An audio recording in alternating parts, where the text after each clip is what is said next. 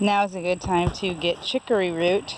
Most people recognize chicory even if they weren't sure what it was. It's got these little blue flowers, bluish purple flowers, and it's very common along roadsides, and it usually grows very close to the road. So really the best place to find it is, a clean place to find it is along a 2-track.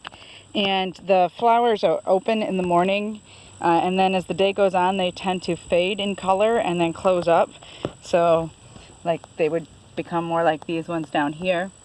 You can see that some of them are closing up already midday here, and by afternoon they will most all be closed up, and so the plant will look pretty different. So this is a plant that you want to look for earlier in the day because it's really much more obvious, easy to see. You can see it's growing along this road, but it's also growing along this 2-track here. And so where I want to go and get it is off the 2-track, not the road. And when you harvest the chicory, it's the root you're looking for. And you really don't need the root of the flowering plant.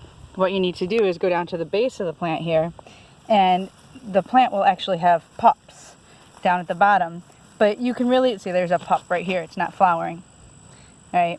And if you look at the ground, you'll notice that a clump of chicory is actually several plants growing really close together. And the ones that are flowering, the roots are going to be fairly small and fibrous comparatively because those ones are using all of their energy to flower. But the ones that aren't flowering are going to have decent sized roots. And so really what I would do is kind of just dig up the whole clump because it's not like it's an uncommon plant. And I would take the roots, and then what you want to do is put your oven on about 250 and roast them for an hour or so to dry them out. And then you can grind them and use them in your coffee, and it makes the coffee really smooth and mellow.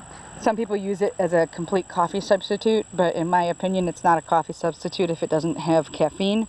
So rather than a coffee substitute, I use it as a coffee additive. And the smell is absolutely wonderful when it's roasting. So even if you're not a coffee drinker, go and dig some up and roast the root just so you can smell what it smells like, because it's just beautiful.